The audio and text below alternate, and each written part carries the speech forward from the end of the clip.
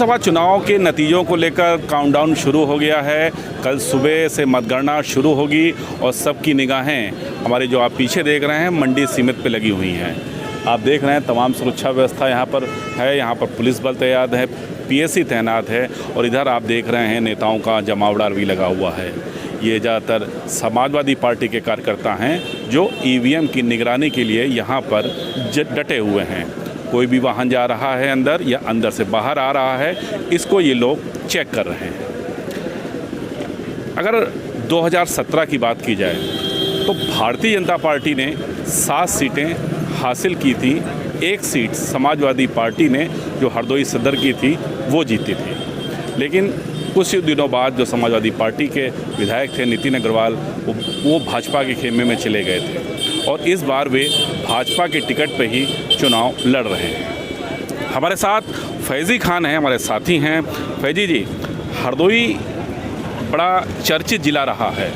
यहाँ पर नरेश अग्रवाल और रामपाल वर्मा ऐसे नेता हैं जो 7 बार चुनाव जीत चुके हैं। हालांकि इस बार नरेश अग्रवाल चुनाव से बाहर हैं, उनके बेटे नितिन अग्रवाल चुनाव लड़ रहे हैं, रामपाल चुनाव लड़ रहे हैं बालामऊ से। एक चीज़ और भी है कि यहाँ पर चाहे 2007 की बात की जाए, चाहे 12 की बात की जाए और चाहे 17 की बात की जाए, यदि 6 सीटें किसी भी पार्टी को मिली या 6 से अधिक मिली, उसकी सरकार बनी। इस बार किस तरह देखते हैं आप इसको? देखिए, जिस तरह से आपने यहाँ का राजनीतिक इतिहास बताया, परिवारवाद की राजनीति लंबे वक्त से यहाँ चली। नरेश अग्रवाल की आपने बात करी, उनके फादर चाहे श्रीश चंद्र अग्रवाल हों या अब उनके पुत्र नितिन अग्रवाल, 4थी मरतबा वो मैदान में है, 3 मरतबा विधायक रह चुके हैं। और जहाँ तक बात है रामपाल वर्मा की, कुबेर परिवार से वो ताल्लुक़ रखते हैं और चचा भतीजे दोनों ही विधायक हैं। प्रभाष कुमार भी विधायक हैं और रामपाल वर्मा भी, और उनके जो दूसरे भाई हैं अशोक रावत, वो सांसद हैं। अब आप आइए परमाई लाल के परिवार पे, उनका भी बड़ा राजनीतिक रसूख रहा है। दोनों बहुएं उनकी विधायक हैं, इस बार भी मैदान में है गोपाम और सांडी से। इसलिए हरदोई का चुनाव बेहद इंटरेस्टिंग होता है। कहीं ना कहीं ये बात जो पार्टियां पहले कहती थी कि हमें परिवारवाद हम नहीं अपनाते हैं, तो इस बार चाहे भाजपा हो चाहे सपा हो, परिवारवाद देखने को मिला दोनों पार्टियों। निश्चित तौर पे जिस तरह से भारतीय जनता पार्टी में एक कलह अंदर से पैदा हो गई। रीता बहुगुणा जोशी का आपने मामला देखा होगा, वो सांसद हैं और बेटे के लिए टिकट मांग रही थी लखनऊ कैंट से, लेकिन बीजेपी ने इस बात से नकार दिया कि परिवारवाद की राजनीति हम नहीं करते हैं। उनका बेटा सपा में शामिल हो गया, ये नौबत आ गई। लेकिन हरदोई में आप आएंगे तो ये समीकरण बदल जाते हैं। यहाँ पे चचा भतीजों को 2017 में भी टिकट मिला था और 2022 में भी मिला, और जबकि उनके एक भाई सांसद भी हैं अशोक रावत, मैंने आपको बताया।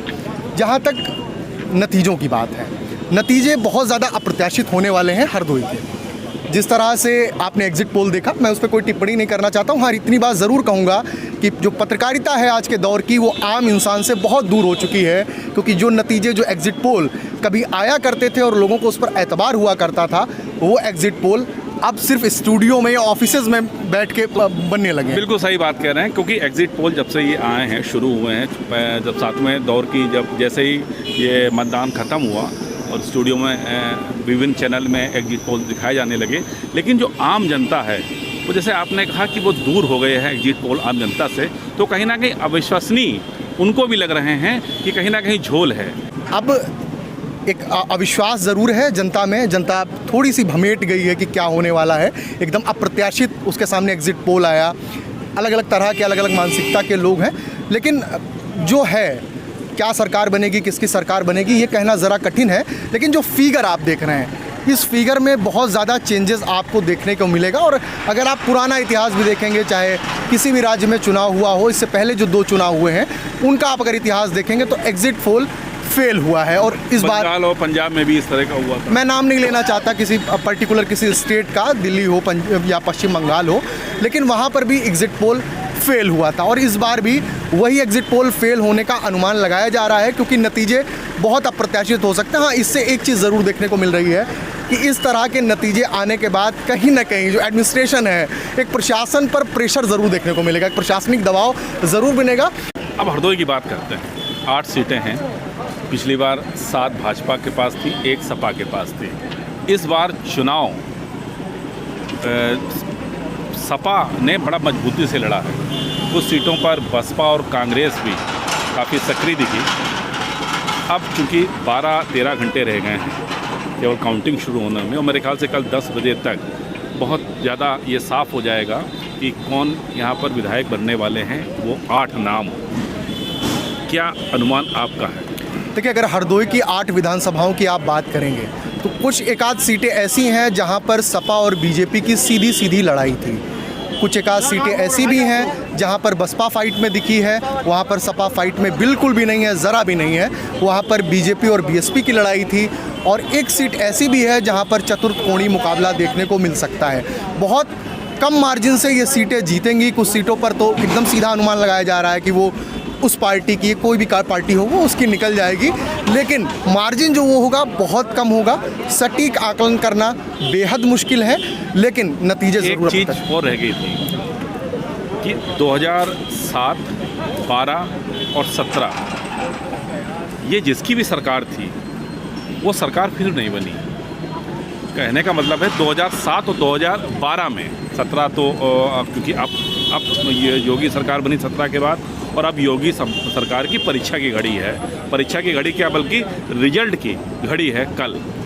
तो क्या फिर वही होगा? देखिए, इतिहास जो है वो अपने आप को दोहराता है कि नहीं दोहराता है, ये पता चलेगा कल काउंटिंग के बाद। 2002 में, मैं और पीछे चला जाता हूँ, 2002 में समाजवादी पार्टी की सरकार थी, 2007 में बहुजन समाज पार्टी की सरकार थी, 12 में पुनः अखिलेश यादव, मुलायम सिंह यादव के नेतृत्व में चुनाव हुआ, अखिलेश यादव मुख्यमंत्री बने।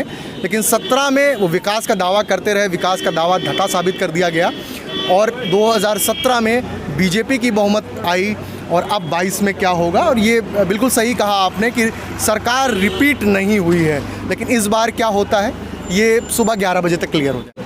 अब 8 में से बता दीजिए क्या रेशियो रहना चाहिए? देखिए, मुझे लगता है हम लोग अब बता सकते हैं। देखिए, मुझे कोई फ़र्क नहीं पड़ना है। नहीं, ठीक है सुधांशु जी, हमें लगता है कल हमने कई जर्नलिस्ट थे, उनसे भी बात की थी, उन्होंने अपनी राय दी। किसी ने 4 किसी पार्टी को दी, किसी ने 5 दी, किसी ने 1 दी, किसी ने 2 दी।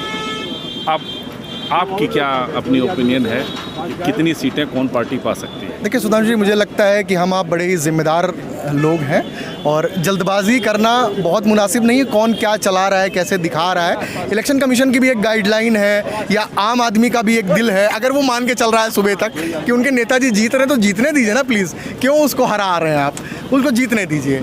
सुबह 11 बजे के बाद क्या होगा ये काउंटिंग के बाद तय हो जाएगा। लेकिन मैं एक चीज़ साफ तौर पर फिर कह दूँ कि नतीजे बहुत ही अप्रत्याशित होने वाले हैं। जो आपने नहीं सोचा होगा शायद वो ही हो जाए। तो फैज़ी कुछ भी कहने को तैयार नहीं है, शायद दिल नहीं तोड़ना चाहते हैं किसी भी पार्टी के समर्थक का या नेता का या प्रत्याशी का, और ये ज़रूर कहते हैं कि नतीजे हैं वो बहुत अप्रत्याशित हो सकते हैं। कल सुबह का इंतज़ार कीजिए, 9 बजे तक या 10 बजे तक ज़्यादा से ज़्यादा ये रुझान स्पष्ट तौर पे आ जाएगा कि अब जो 8 सीटें हैं, इन 8 सीटों के 8 विधायक कौन बनेंगे। मैं हरदोई से सुधांशु मिश्र।